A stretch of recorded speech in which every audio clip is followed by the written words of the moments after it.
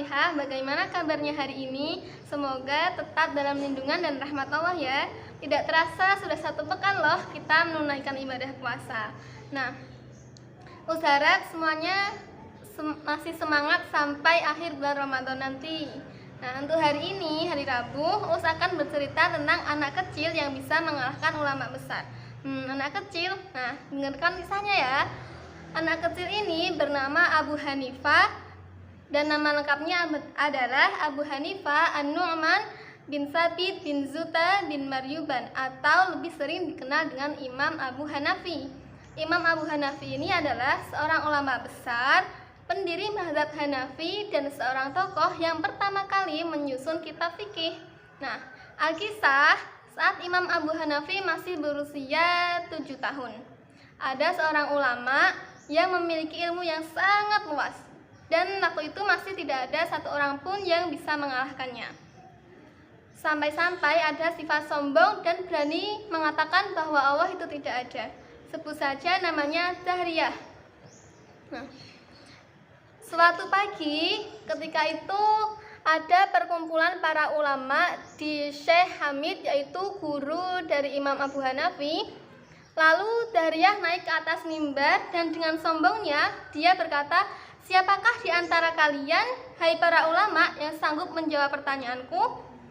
Lalu suasana pun sejenak menjadi hening dan berdirilah seorang anak kecil, yaitu Imam Abu Hanafi. "Omongan apa ini? Maka barang siapa yang tahu pasti akan menjawab pertanyaanmu." Begitulah jawaban dari Imam Abu Hanafi. Lalu Zahriyah terheran melihat anak kecil yang berdiri. Lalu ditanyalah Imam Abu Hanafi, "Siapa kamu, hai anak kecil? Berani kamu berbicara denganku? Tidakkah kamu tahu bahwa banyak orang berumur tua, bersorban, dan para pemilik jubah kebesaran?" Mendengar pertanyaan dari Zahriyah tersebut, Imam Abu Hanafi menjawab, "Allah tidak menyimpan kemuliaan dan keagungan kepada pemilik surban dan para pejabat dan para pembesar, tetapi kemuliaan itu diberikan kepada al-ulama." Nah, terus Zahriyah bertanya lagi kepada Imam Abu Hanafi, "Apakah kamu akan menjawab pertanyaan?" Lalu Imam Abu Hanafi menjawab, "Ya, aku akan menjawab pertanyaanmu dengan taufik Allah." Lalu Zahriyah mengajukan pertanyaannya kepada Imam Abu Hanafi, "Apakah Allah itu ada?" Lalu Imam Abu Hanafi menjawab, "Ya, ada." Zahriyah melanjutkan pertanyaannya, "Di manakah dia?" Imam Abu Hanafi menjawab, "Dia tidak ada tempat bagi dia." Lalu mendengar jawaban dari Imam Abu Hanafi, tentu semua orang akan terheran jika sesuatu yang ada tetapi tidak memiliki tempat. Lalu Zahriyah bertanya kembali kepada Imam Abu Hanafi, "Bagaimana bisa disebut ada bila tidak punya tempat?" Lalu Imam Abu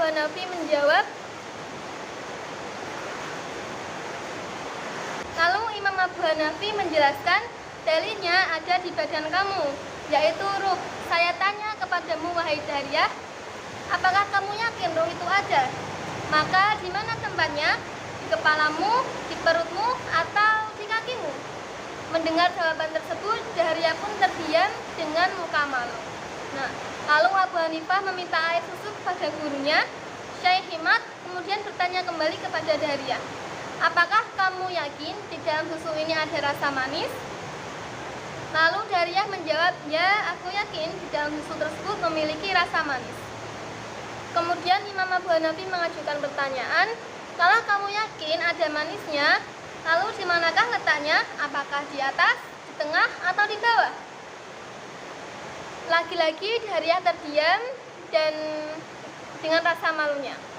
Kemudian Imam Abu Hanafi menjelaskan kembali, "Seperti ruh atau manis yang tidak memiliki tempat, maka seperti itulah tidak ada ditemukan bagi Allah tempat di alam ini, baik di arsy ataupun di dunia ini."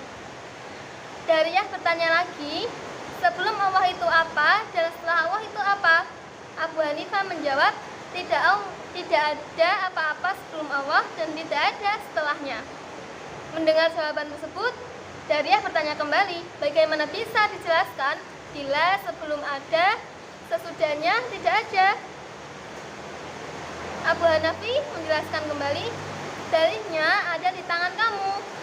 Apakah sebelum ibu jari dan apakah setelah kelingking, dan apakah kamu bisa menjelaskan lebih duluan mana ibu jari terdahulu atau kelingking dulu? Nah, demikian sifat Allah, ada sebelum semua ada dan tetap ada bila semua tidak ada. Lagi Dahriyah dipermalukan, lalu dia berkata, satu lagi pertanyaanku, apakah perbuatan Allah sekarang? Lalu Imam Abu Hanafi menjawab, kamu telah membalikkan fakta. Seharusnya yang bertanya itu di bawah dan yang memberi jawaban itu di atas mimbar. Lalu Dahriyah pun turun dan Imam Abu Hanafi naik ke atas mimbar. Lalu Dahriyah melanjutkan pertanyaannya lagi, apakah perbuatan Allah sekarang? Imam Abu Hanafi menjawab, perbuatan Allah sekarang adalah menjatuhkan orang tersesat seperti kamu ke bawah jurang neraka dan menaikkan yang benar seperti aku ke atas mimbar keagungan. Nah, seperti itulah kisah Imam Abu Hanafi kecil yang mengalahkan ulama sombong.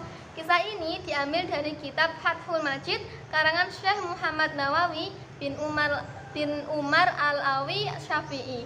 Dari kisah penjelasan Imam Abu Hanafi ini dapat diambil pelajarannya bahwa Allah itu tidak ada tempat baginya dan Allah itu ada sebelum semua ada dan tidak ada setelahnya. Lalu akan tetap ada setelah semuanya tidak ada. Sehebat apapun kita, apapun yang kita miliki tidaklah pantas untuk disombongkan, termasuk amalan apa saja yang telah kita lakukan, karena bisa jadi merusak suatu amalan tersebut. Nah, sampai di sini dulu ya pertemuan kita hari ini.